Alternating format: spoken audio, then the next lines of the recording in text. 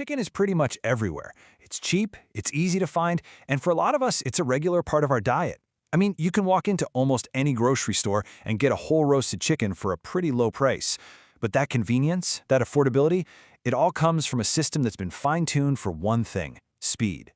Today, we're going to pull back the curtain on how that system works and what it all means. And that really brings us to the central question, the one that unlocks this whole story.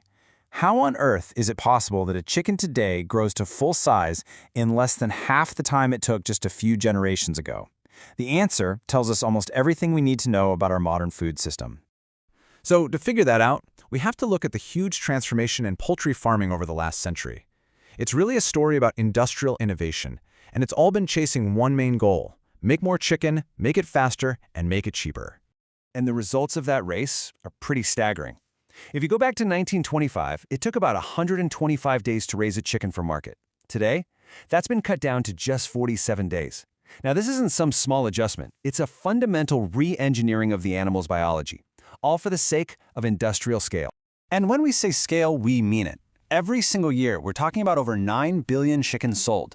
And of those, more than 99.9% of them come from this exact high-speed, high-density model we call factory farming. So this isn't just a small corner of the industry. For all practical purposes, it is the industry. So how do they do it? How is that kind of speed and scale even possible?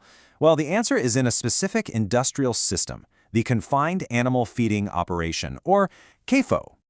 A CAFO is pretty much exactly what it sounds like. It's an industrial setup where animals are packed together indoors in really tight quarters to get the most output from the smallest possible space. It's the basic building block that makes this kind of mass production possible. Think of it as a factory, but for producing animals. Okay, but when you have thousands of animals living that close together, under that much stress, and you need them to grow at a pace that's, frankly, unnatural, well, biology starts to push back. And to manage those biological challenges, the system has come to rely on a whole range of chemical and pharmaceutical inputs. So to keep this system running, a lot of different things get added to the mix. Testing has found a whole slew of substances in both the chicken feed and the chickens themselves. For instance, arsenic has been used because it can make the meat look pinker and fresher, and it also helps control microbes. Antidepressants and pain relievers can help manage the high-stress environment, and even caffeine is sometimes used to keep the birds awake so they eat more, which, you guessed it, makes them grow even faster. Now, you might think that any waste or contaminants from this process would be carefully filtered out and removed, but a key principle of industrial efficiency is to recycle everything you can, and in this case, that means some of these very substances can end up right back in the system, creating a kind of feedback loop within the food chain. Let's use arsenic as a clear example. Research has found that the highest levels of it are actually in the parts of the chicken we don't eat, like the feathers and claws. Well, in a highly efficient system, you don't throw that away.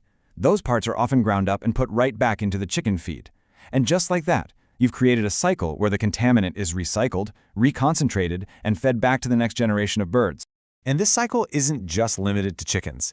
The waste from chicken houses, which is called poultry litter, is often collected, processed, and then used as an ingredient in cattle feed. It just goes to show you how interconnected these industrial systems are. The waste from one operation can become the raw material for another. So this all leads to the big question: what are the potential long-term impacts on people? To help understand this, it's actually really useful to look back at a historical example of a substance that was used in both people and in agriculture, with consequences that nobody saw coming. Let's talk about DES. It was a powerful synthetic estrogen. Back in the 1940s, doctors prescribed it to millions of pregnant women. By 1971, it was banned for human use because of serious health risks that even affected the children of those who took it. But here's the part a lot of people don't know. All through the 1970s, it was still being used as a growth hormone in livestock, until it was finally banned for animals too in 1979. DES is a perfect example of what scientists call an endocrine disruptor. Basically, these are chemicals that can get in the way of the body's very sensitive hormone system. Now, this isn't about diagnosing anything. It's about understanding a principle that exposure to certain compounds can have complex, long-term biological effects.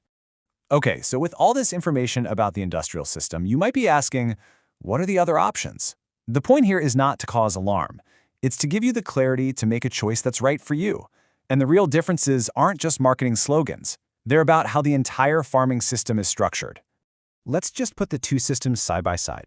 The industrial model generally relies on a diet of GMO corn and soy, crowded indoor spaces, and the routine use of antibiotics to keep disease from spreading.